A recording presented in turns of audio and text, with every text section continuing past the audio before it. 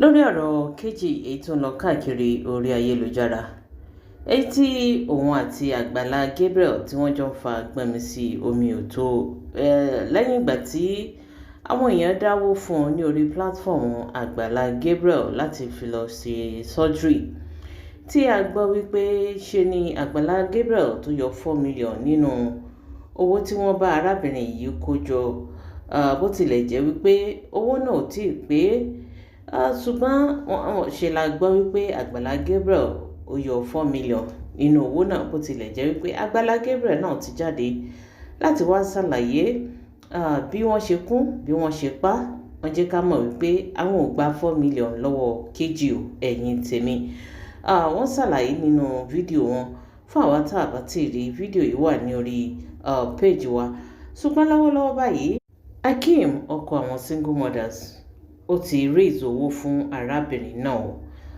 Hakeem ti raise 6 million gbogbo owó tó wà lọ́wọ́ Keji báyìí ó jẹ́ 10 million plus tó sì jẹ́ wípé 13 million ò ní wọ́n nílò fún surgery rẹ̀ owó náà kó 3 million tí ó fi pé ṣe ni Hakeem ti jáde ó ti jẹ́ kí àwọn èèyàn mọ̀ bẹ́ẹ̀ sì ni ó dúpẹ́ lọ́wọ́ àwọn olólùfẹ́ rẹ̀ èyí tí wọ́n dá 6 million jọ fún Keji fún operation rẹ̀ kó tó di pé a tẹ̀síwájú ẹ jẹ́ ká gbọ́rọ̀ lẹ́nu Hakeem ọkọ àwọn single mothers. Big thank you to everybody that supported her. Now we have 10 million naira with her now. So she needs 3 billion naira to complete the money for the surgery. So today I raised another money.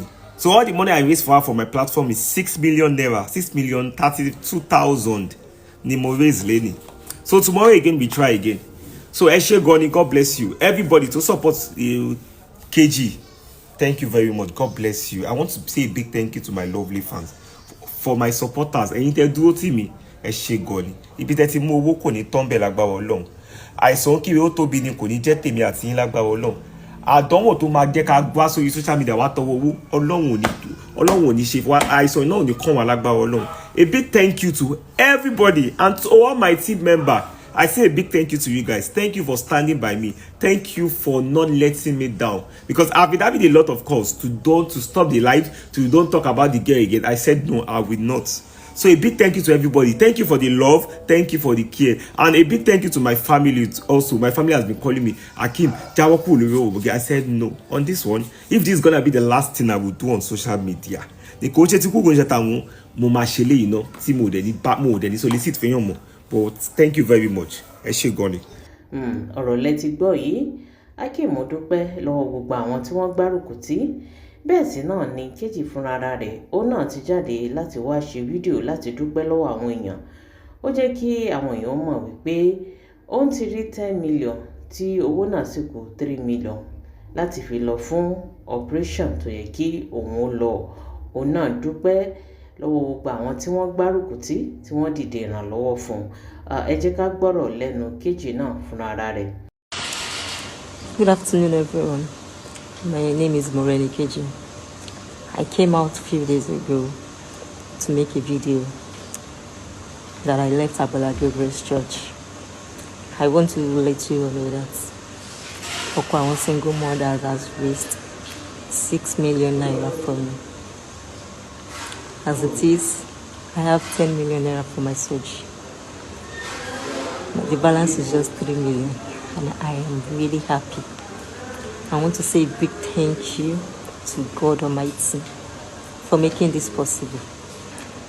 And I want to say another thank you to Agbaala Gabriel for acting the way he did.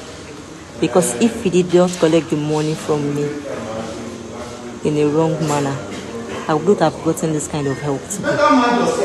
And I want to say a huge thank you to Okwawan single mothers and its management. From the depth of my heart, I am grateful. I am grateful for everything you have done. AK and his team and his fans, I am grateful once again. To everyone who helped, who assisted me, and to those who are yet to assist, I say thank you to you all. May God continue to bless all you do. By God's grace, I pray that God will continue to perfect all that concerns you. You will never lack anything good. My God will uphold you. God will protect you. God will direct your path. And I pray that you all will never regret helping me. You will never regret knowing Moreni Keji. I pray. And may God spare my life so I can come back and share my testimony. I am grateful. Thank you to everybody. Thank you once again. I am grateful. Keji is fine and Keji is grateful. Eshe Goni. Thank you, everybody. Ọ̀rọ̀ lẹ́gbọ́ yìí o, ọ̀rọ̀ lẹ́gbọ́ lẹ́nu Hakeem, ọkọ àwọn single mothers, àti Keji náà fúnra ara rẹ̀. Ẹ̀yin tèmi abẹ́ẹ̀rí wípé ó gbẹnu tán lórí ọ̀rọ̀ Pastor Gabriel. Ọ̀rọ̀ yìí ó ti ń lọ káàkiri orí ayélujára àti àwọn èèyàn ti ń fa ọ̀rọ̀ náà lọ́tùn lósì tí wọ́n ń pe Pastor Gabriel ní olè. Wọ́n ní kò yẹ kí wọ́n yọ owó tí ò tí ì pé tí wọ́n wá fún surgery fún arábìnrin yìí, tí wọ́n ti wá ń yọ owó orú, tí wọ́n ń yọ owó àwo, tí wọ́n ń yọ owó epo, tán ń yọ owó ata, tán ń yọ owó àlùbọ́sà nínú owó èyí tí wọ́n kó jọ. Ẹ̀yin tèmi, wọ́n ní kò yẹ kó rí bẹ́ẹ̀. Wọ́n ní ìwà olè pátápátá gbà ó ní Pastor Agbaala Gabriel èyí tó wù pẹ̀lú owó arábìnrin èyí tí wọ́n kó jọ nínú ilé ìjọsìn wọn. Bẹ́ẹ̀ lára àwọn kan náà èyí tí wọ́n ń jáde tí wọ́n sọ wípé bí Pastor Gabriel bó ṣe máa ń ṣe ní ẹ̀yin tèmi eléyìí máa gbẹnu tán. Ṣé ló dàbí ẹni wípé ẹnu ti fẹ́ mọ̀ kún Pastor Gabriel jù ní gbogbo ìgbà. Àwọn nìkan ni Gabriel lónìí, Gabriel lọ́la. Ṣé láàárọ̀ Pastor Gabriel fúnra wọn pé kí wọ́n ṣe àtúnṣe gbogbo ibi tí wọ́n bá ti ń wò wípé wọ́n ti ń ṣe tí ò yẹ kí wọ́n ṣe.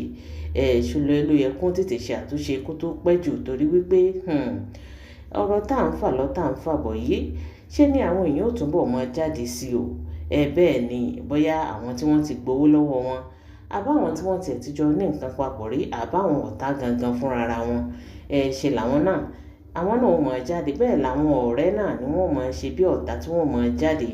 Ìdí nìyí tí Pastor Gabriel tí wọ́n fi gbọ́dọ̀ ṣe jẹ́jẹ́, tí wọ́n fi gbọ́dọ̀ wá ọwọ́ gbogbo ìwà àbàjẹ́ tí wọ́n bá mọ̀ wípé àwọn ń ṣe. Wọ́n fi gbọ́dọ̀ wá ọwọ́ ìwà àbàjẹ́ ìkún wà bọ́lẹ̀ kó tó di wípé ó pẹ́ jù. Ẹ̀yin tèmi, ọ̀rọ̀ lẹ́gbọ́ yìí.